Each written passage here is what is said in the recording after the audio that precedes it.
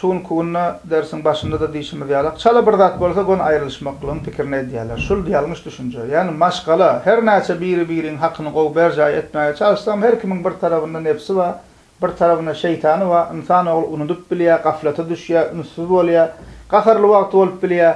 Ýani insanlyk näçe gowy maşgala bolsaň azajyk düşünşmezlik bolup bilýär. Muhammed sallallahu aleyhi we sellemiň özü bilen maşgalarynyň arasynda käwat şuňa meňzeş ownuk zatlar bolýan eken.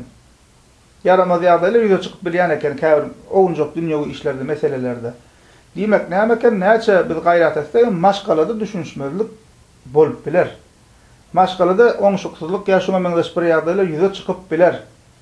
Emma şuň ýalakka ýagdaý ýüze çykanda näme etmeli? Ýene de şonu akylly başly çözmek, öz aranda ýyle paş etmän, masgara bolman, gaharlanman, goýalmagal etmän, öz aranda oturuşup, guruluşup çözülüşmeli. Yani şuňa meňzeş dawa jenjel bolýarlar, mysal üçin maslahat soraýarlar, oturup bir arkyň guruluşdyňyzmy diýen ol, ýok guruluşylmandyr. Ol oňa gyýrypdyr, ol oňa gyýryp oturýar. O bir zat diýipdir, arasyna gaýny giripdir, piri giripdir, näme? Şeýdip mesele ulanıp gidipdir, oturup öz ara iki çak gurrun etdinmi? Ýok. Gaharlanman, sowukkanlyklykla düşünşek boldyňmy? Ýok.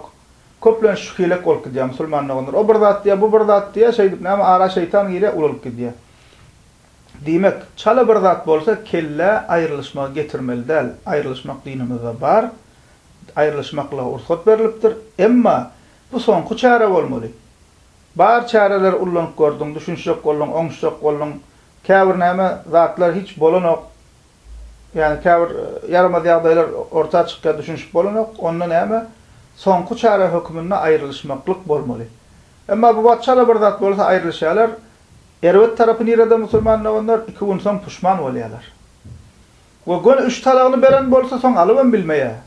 Bu ýagdaýam kyn. Soň ondan zeýlenip bir näsek, nämesek. Bu bir ýagdaý. Puşman bolýarlar. Yine en gynanyrjy tarapy musulmanlar aýrylşýarlar. Eger çağalar bolsa, şul aradaky bolan ýagdaýdan en köp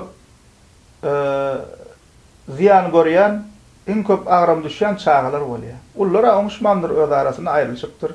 Barny düýünden oňuşmadylar, gider ola özüne başga näme ýollaş tapar, bu başgasyna özüne näme aýal alar, emma arada bütün şu bolup geçýän zatlaryň agyrlygyny, ýüküni çağalar çekýär. Yani şonuň üçin bir zat edeňizde, diýeňizde gowy pikirlenen, hususan çağaňyz bolsa, asla birinji maşgala gurmakan gowy pikirlenmeli, saýlap seçmeli, gowy saýlamaly, hem aýal maşgala ýollaşyny, geljekki ýollaşyny gowy saýlamaly, hem näme erkek kişi geljekki gelini gowy saýlamaly.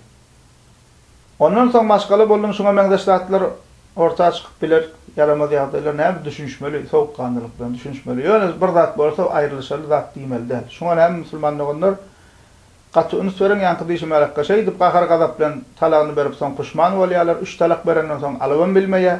Arada çağa bolsa çağalar kösenýär. Ýani ullun edýän akmaklygynyň ziyanyny çağalar çekýär.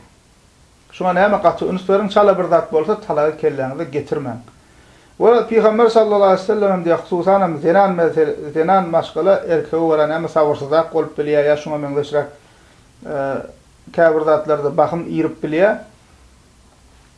Şoň üçin talak bermek aýala däl, erkeğe baglap goýulupdyr. Ýoksam aýallara galsa erkekden köp aýal köp talak berjek. Çünki näme çala gahary gelse şuna meňzeşraklar bolup bilýär.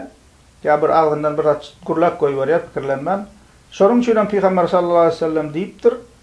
Ebu Davud Tirmizi'de gelen hadisinde Sevban radıyallahu anh'tan haber verilýär. Eyyuma imra'atin sa'alet zawjaha talaqan fi gayri ma ba'sin fa haramun aleyha raihatul cenneti.